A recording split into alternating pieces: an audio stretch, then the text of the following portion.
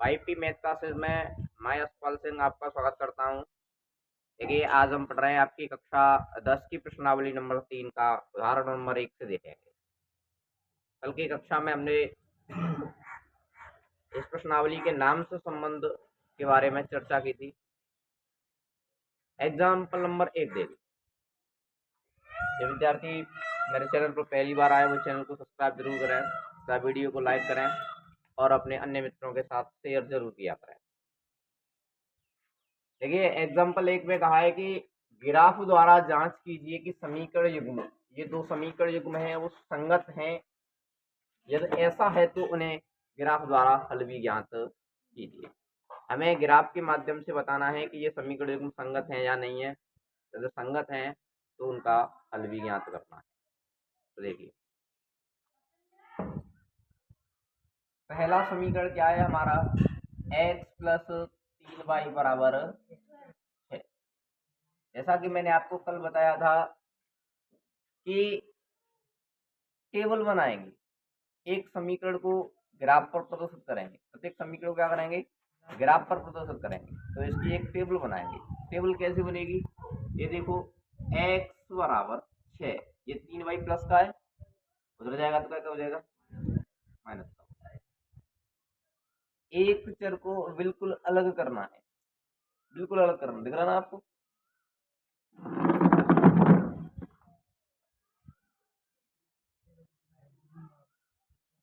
एक चर को बिल्कुल अलग करना है। ये 3y प्लस का हो जाएगा तो क्या हो जाएगा, माइनस का। अब यहाँ से हम y का मान रखें, y का मान कोई भी पुट करेंगे और किसका मान मिलेगा, x का मान। तो x और y के मध्य में जो संबंध होगा वो इस टेबल के माध्यम से पता चलेगा, x और y। ठीक है, x का कोई भी मान रख सकते हो आप, y का कोई भी मान रख सकते हो, x का मान मिलेगा। देखो, y का मान मैं 0 रखना चाहूँ, और करना, y का मान मैं 0 रखना चाहूँ तो y की जगह पे 0 रखेंगे, 0 का 3 से गुणा करेंगे तो कितना हो जाएगा जी, 0। कितना हो जाएगा, और 6 में से फिर इसको घटा रहे हैं, कितना बचा जाए, 0। 6 में से 0 घटाओगे तो कितना बचेगा, 6। यानी कि x y के मान 0 पर x का मान कितना मिल रहा है, 6 मिल रहा है। आई बात समझ में। ऐसे भी ना आया हो तो आप देखो फिर अलग से भी कर सकते हो, मैं तो डायरेक्ट बताने की कोशिश करता हूँ। y का मान क्या रखा जाए, 0। क्या रखा जाए, तो x बराबर 6 माइनस 3 गुणा y का मान कितना, 0। देखो, 6 माइनस 3 का 0 से गुणा करोगे तो 0, कितना बचेगा, 6। बैठो, खड़े खड़े से थोड़ी हो, बैठो बैठो। यानी कि y का मान क्या रखा हमने, 0। हल करना आना चाहिए, कहने का मतलब हल करना है ये, है ना। तो डायरेक्टली हल कर लो, y का मान 0 रखोगे तो ये 0 हो जाएगा, 6 में से 0 जाएगा, कितना बचेगा, 6 बचेगा। अब y का मान और भी कुछ रख सकते हो आप, क्या रखा जाए बोलो, 1। चलो, y की जगह पे क्या लिखें, 1 लिखें। गौर करना, y की जगह पे 1 रखेंगे तो 3 गुणा y हो रहा है, तो 3 गुणा y कितना हो जाएगा जी, 3 हो जाएगा। कितना हो जाएगा, और 6 में से घटाना है उसको, 6 में से 3 को घटाओगे कितना बचेगा, 3 बचेगा। नहीं यार, y का मान यहाँ 1 रखोगे तो ये कितना बन जाएगा, 3 एकम 3 बन जाएगा। 6 में से घटाओगे कितना बचेगा। अब क्या रखा जाए, y का मान 6, तो 6 रखोगे, 6 से 18, 18 किसका हुआ, ये माइनस का। 6 में से 18 घटाओगे तो कितना बचेगा, माइनस के 12 बचेगा। कोई भी मान रख सकते हो, है ना।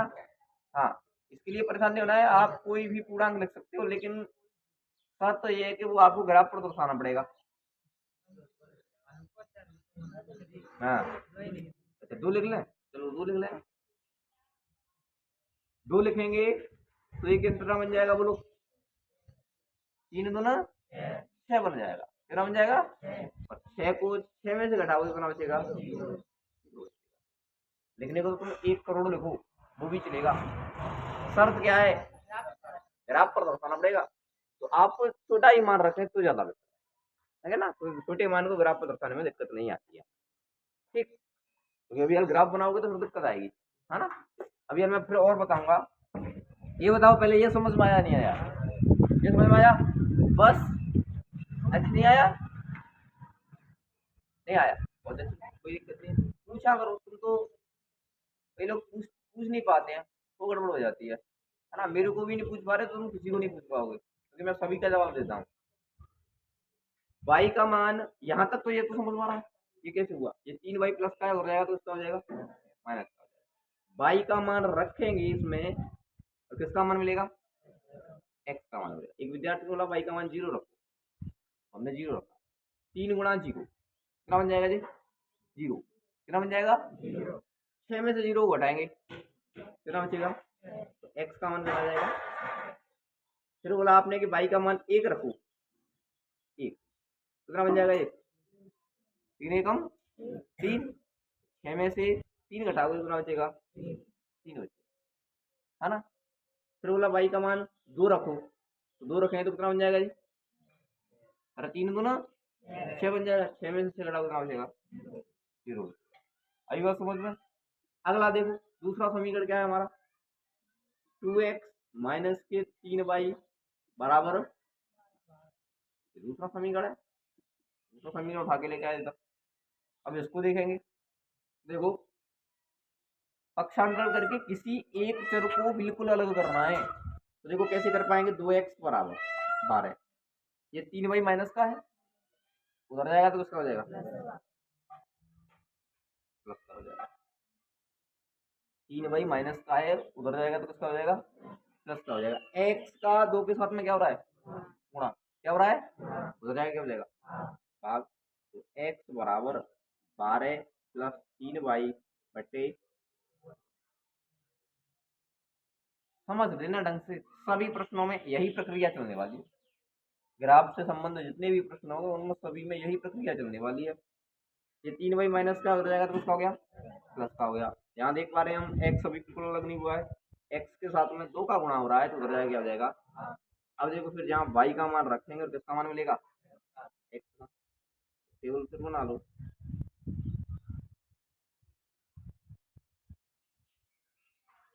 कितने मान निकाले हैं? देखिए 2 मान बताए गए हैं किताब में, 2 मान, मैं कम से कम 3 मान निकाल लेता हूँ, तो 3 से ही ग्राफ बिल्कुल स्वच्छ और अच्छा आ जाएगा, कोई दिक्कत नहीं है। कम से कम 3 मान निकालने को, और भी यहाँ और भी मान निकालते जाओ, समझ हमारी बात। तो कम से कम 3 तो निकाल ही निकाल लो आप, ठीक है। देखो फिर y का मान क्या रखा जाए, बोलो क्या रखा है, तुम ही बोलो। 0। चलो गौर करना आप, y का मान 0 रखेंगे तो 0 का 3 से गुणा करें तो कितना हो जाएगा जी? 0। 12 को 0 में जोड़ेंगे तो 12, 12 में 2 का भाग दोगे तो नहीं आया समझ में? y का मान यहाँ 0 रखेंगे तो 0 को 3 से गुणा करो कितना हो जाएगा? 0। 12 में ऐड हो रहा है 0 तो 12, फिर 2 का भाग दो 12 में तो कितना आ जाएगा? और भी ना समझ में आए तो आप अपने हिसाब से ऐसे कर सकते हैं, कोई दिक्कत वाली बात नहीं है। y का मान 0 रखो, 12 प्लस 3 का गुणा 0 से करोगे तो 0 बटे 2, 12 और 0 12 बटे 2 कितना हो जाएगा? बात वही है, आपको कैलकुलेशन करनी है, हल करना है आप, समझ रहे हो ना। ऐसे ना है तो अलग से लग सकते हो, करना सही है पर। अब बोलो y का मान क्या रखा जाए? क्या रखा जाए बोलो? 2। y का मान चलो 2 की बात चल रही है, तो 2 रखेंगे y का मान, तो कितना बन जाएगा ये बोलो? 6 बन जाएगा। कितना बन जाएगा? 12 में 6 जोड़ोगे तो कितना बन जाएगा? और 12 में ऐड हो रहा है ना, जब ये मान 12 में ऐड हो रहा है, यहाँ y का मान 2 रखा तो कितना बनेगा? 6। 12 में जुड़ेगा तो 12 6 18, फिर नीचे 2 का क्या लग रहा है? 18 में 2 का भाग दो कितना आ जाएगा? 9 आ जाएगा। आया समझ में? वो जरा पहले इसको समझ लो। y का मान 2 रखेंगे तो 3 दूनी कितना हो जाएगा? ये 6 बन जाएगा। 6 बन जाएगा तो 12 6 18, 18 में 2 का भाग दें तो कितना बचेगा? हाँ, अब बोलो कितना रखें? देखो 3 रखेंगे, 3 रखेंगे तो कितना बन जाएगा? ये कितना का 9, 12 और 9 कितना हो जाएगा, 12 और 9 कितना हो जाएगा 21, 21 में 2 का भाग दो कितना आ जाएगा 10.5, कितना आ जाएगा 10.5 को ग्राफ पर दर्शा सकते हैं, कोई दिक्कत नहीं है, कोई दिक्कत नहीं है, 10.5 को भी ग्राफ पर किसी भी संख्या को दर्शा सकते हैं, ठीक है। लेकिन इतना बड़ा मान मत लो, माइनस के भी मान लिया जा सकता है, माइनस का भी मान लिया जा सकता है। मैं माइनस का 4 लिखूं, माइनस का 4 लिखूं तो कितना बन जाएगा, ये 4 माइनस के 12 बन जाएगा। अब समझ में आ रहा होगा आपने माइनस का 4 क्यों लिखा है, टारगेट 0 करने का है, 0 करते हैं तो 0 जल्दी मिल जाता है ना। तो माइनस के 4 रखा, 4 12 माइनस के 12 प्लस के 12 और माइनस के 12 कितना हो जाएगा 0 में किसी का भी भाग देते रहो, बस समझ लो। माइनस के 4 रख लोगे तो माइनस के 4 12 हो जाएगा, ये माइनस के 12 प्लस के 12 0 हो जाएगा, 0 में 2 का भाग दोगे तो 0 आ जाएगा, एक टेबल बन गया। समझ में आई बात, क्या बन गई है, टेबल बन गई आपकी, देखिएगा।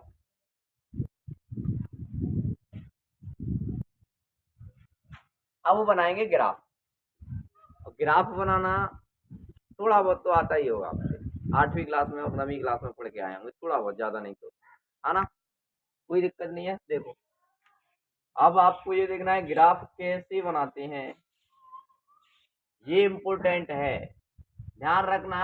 ग्राफ से संबंध यदि पेपर में प्रश्न पूछा जाता है तो सीधा 4 नंबर का प्रश्न बनेगा,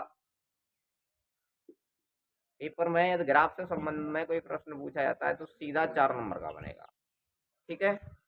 ये ग्राफ हो गया, ये क्या होता है आपका मूल बिंदु, क्या होता है मूल बिंदु। अब देखो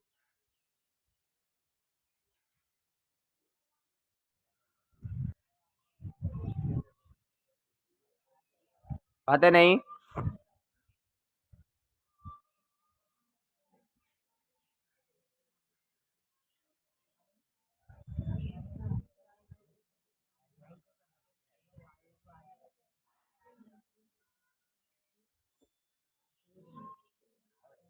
हाँ जी देखिएगा, ये एक्स अक्ष बनाया और ये वाई अक्ष बनाया, है ना। एक्स अक्ष पर हमको 9 तक पहुंचना था, कहाँ तक, यदि एक एक का अंतराल लेते तो फिर 9 लाइन चाहिए, इसलिए हमने क्या किया 2 2 का अंतराल ले लिया, 2 4 6 8, इधर माइनस का आएगा, माइनस के 2 माइनस के, ऐसा मत करना कि इधर तो 2 का अंतराल ले लिया, इधर एक एक का ले लेना, लेना है अंतराल वो एक जैसा लेना है ना। बाई एच पर मेरे को 2 तक, अधिकतम 2 तक और माइनस के 4 तक पहुंचना था, तो बाई एच पर अंतराल कितने कितने का ले लिया, एक एक का, 1 2, इधर माइनस के 1 माइनस के 2 माइनस के 3 और माइनस के 4, ठीक है। जैसा अंतराल हम मानते हैं वैसा लिख लेते हैं, माना पैमाना एक्स अक्ष पर 1 सेंटीमीटर बराबर 2 इकाई। अच्छा इसका मतलब समझते हो, 1 सेंटीमीटर ये दूरी होती है आपकी, वो कितनी होती है 1 सेंटीमीटर होती है, ग्राफ में नापोगे आप ये दूरी एक लाइन से दूसरी लाइन के मध्य में तो 1 सेंटीमीटर दूरी होती है, इसलिए बोलते हैं 1 सेंटीमीटर बराबर कितना इकाई मान रहे हैं हम 2 इकाई, कितना मान रहे हैं 2 इकाई, बात समझ में आई। अच्छा बाई एच पर, बाई एच पर क्या माना है बोलो, 1 सेंटीमीटर बराबर 1 इकाई, ये लिखना भी जरूरी हो जाता है, अगर आपने पूरा प्रश्न किया है और ये माना पैमाना नहीं लिखा है तो वो 1 नंबर इसी बात का काट देता है ना, तो विशेष ध्यान रखना है इसका, ठीक है। इतना समझ में आया, हाँ जी, इतना तो 9th में भी और 8वीं क्लास में और 9वीं क्लास में भी पढ़ गया है। अब देखिएगा, अब इन बिंदुओं को इन ग्राफ पर प्रदर्शित करना है, इन बिंदुओं को इस ग्राफ पर प्रदर्शित करना है, एक्स अक्ष पर 6 और वाई अक्ष पर 0 अंक को प्रदर्शित करना जानते हैं, एक्स अक्ष पर कितना, वाई अक्ष पर, एक्स अक्ष पर 6 कहाँ, ये एक्स अक्ष रहा, एक्स अक्ष पर 6 कहाँ है, ये हो गया, वाई अक्ष पर 0 का मतलब ऊपर भी नहीं जाना है और नीचे भी नहीं जाना है, तो यहीं रह जाना। तो ये बिंदु क्या हो जाएगा आपका 6,0 हो जाएगा। आई बात समझ में? आई या नहीं आई? देखो एक्स अक्ष पर कितना लेना था 6 और वाई अक्ष पर कितना लेना था 0। तो एक्स अक्ष पर 6 कहाँ है? ये हुआ एक्स अक्ष पर 6, वाई अक्ष पर 0। 0 का मतलब बिल्कुल नहीं आना है, ऊपर भी और नहीं नीचे। तो एक्स अक्ष पर 6 और वाई अक्ष पर 0 यहाँ हो जाएगा।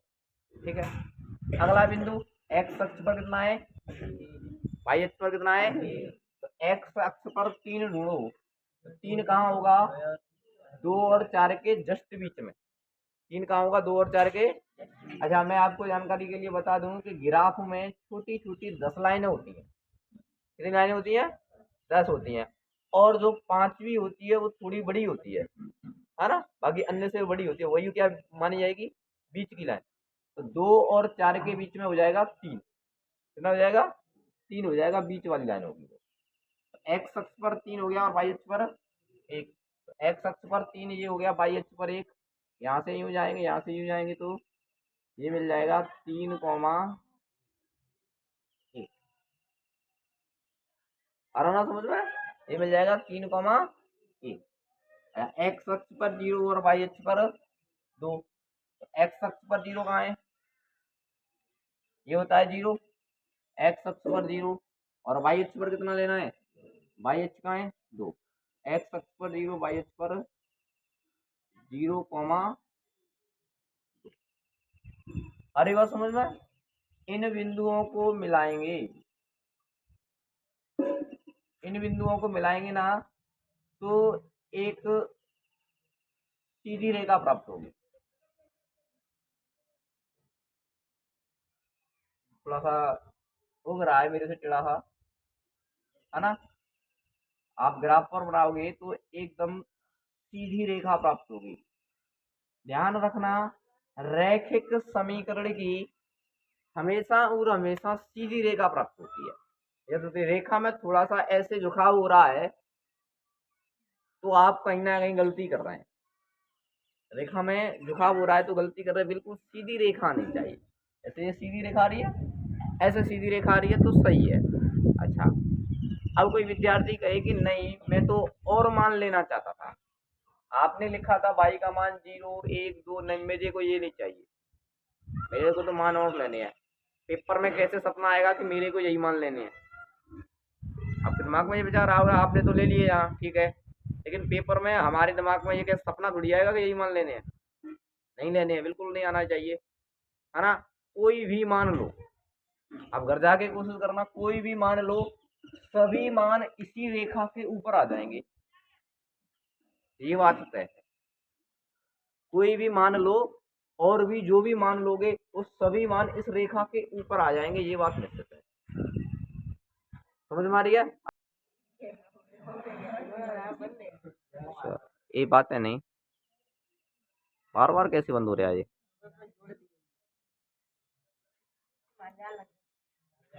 हाँ, बातें नहीं, अरे रुक जा लाला। देखिए, आप कोई भी मान लो, सभी मान इस रेखा के ऊपर रह जाएंगे। एक जैसे आपका और भी कोई दिमाग में मान चल रहा हो, बोलो यहाँ से भाई का मान और क्या रखना चाहोगे, बोलो, कोई भी बोलो भाई का मान। यहाँ से भाई का मान 2 तक रखा, 3 लिखे यहाँ तक, 3 और करना वैसे ही 3 लिखे हैं तो कितना बन जाएगा जी 9। कितना बन जाएगा 6 में से 9 घटाओगे तो कितना बचेगा -3, एक्स का मान देखो जी। आपसे मैं वाई का मान एक और लिख बता रहा हूँ आपको लिख करके। वाई का मान आपने कहा 3 रखा है, 3 रखा है तो -9 बन जाएगा। 3 में से 6 में से माइनस के जाएगा तो कितना बचेगा -के। एक्स का मान भी -3 और वाई का मान भी -के।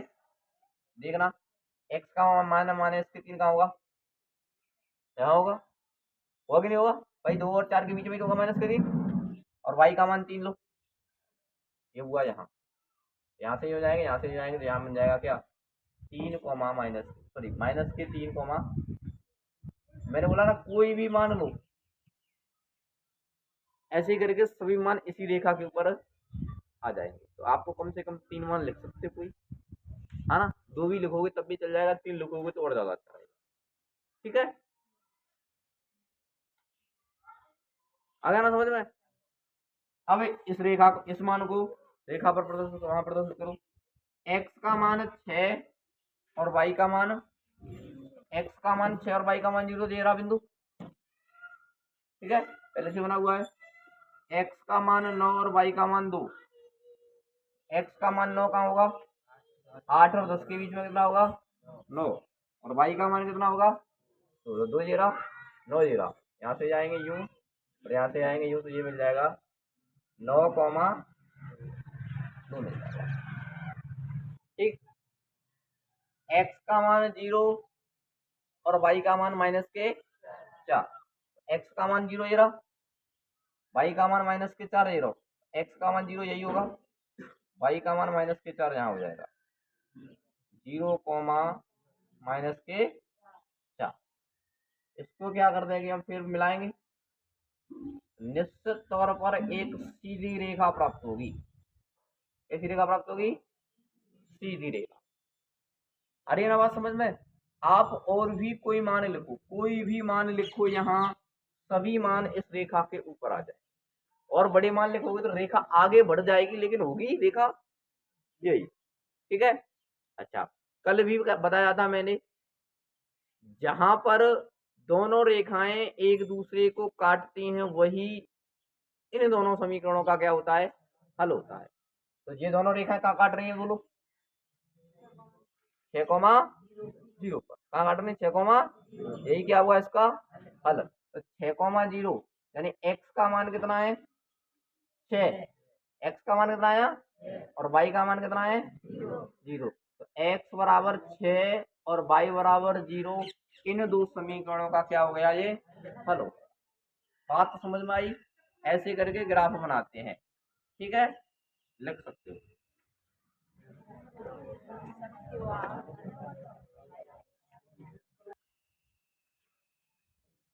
हाँ, बहुत अच्छा प्रश्न है। देखो यहाँ तो, रुको रुको, यहाँ तो रेखाएं एक दूसरे को क्या कर गई, प्रच्छेद कर गई, तो हमें हल प्राप्त हो गया। भाई जी भी ऐसा हुआ कि रेखाएं एक दूसरे को ना प्रच्छेद करें। तो कल हमने आपको 3 बातें लिखाई थी कि a1/a2 बराबर नहीं होगा b1/b2 के। तो रेखाएं कैसी होंगी, प्रतिच्छेदी। कैसी होंगी, और समीकरण युग्म संगत होंगे और अद्वितीय हल विद्यमान होगा। फिर दूसरी कंडीशन लिखाई थी कि a1/a2 बराबर है b1/b2 के, लेकिन c1/c2 के बराबर, तो कोई भी हल विद्यमान, रेखाएं असंगत होंगी और समीकरण जो असंगत होंगे और रेखाएं कैसी होंगी, समांतर। तो वह कंडीशन में रेखाएं कैसी होंगी, समांतर होंगी। तो कोई भी हल विद्यमान नहीं होगा, है ना। अभी अगला प्रश्न देखेंगे वो ऐसा ही आएगा। फिलहाल इसको लिखो। जरूरी नहीं होगा कि रेखाएं काट लेंगी, लेकिन रेखाएं काटेंगी तो फिर जरूरी ये होगा कि उसका कोई ना कोई मान होगा। लिखो।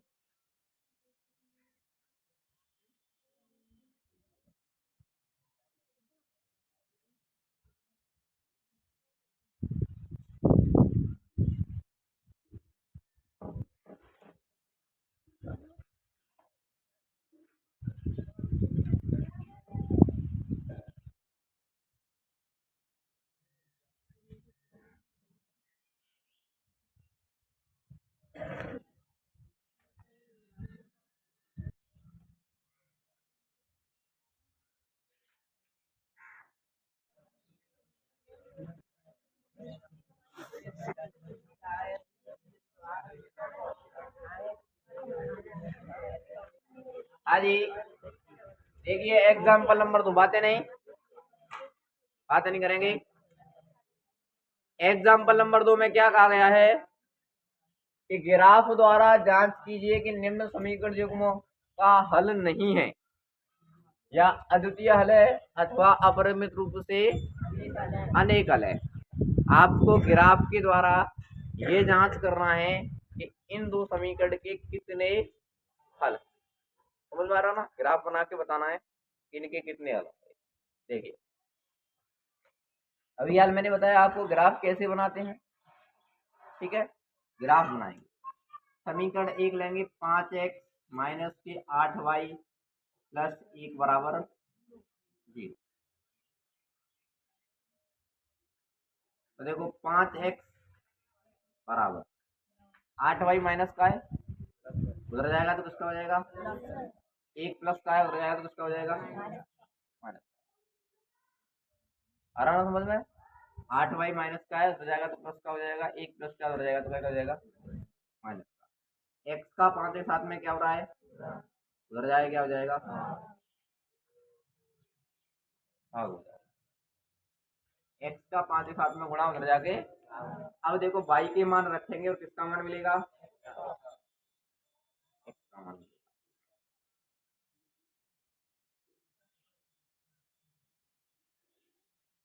ठीक है, बोलो y का मान क्या रखा जाए। अब थोड़ी सी समस्या होगी यहाँ कि ऐसा मान कि 8 का भी गुणा करना है, 1 से घटाना भी है, 5 से क्या भी चला जाए, भाग भी चला जाए। दो चलो आप बोल रहे हैं दो, दो लेंगे, देखो गौर करना आप ना।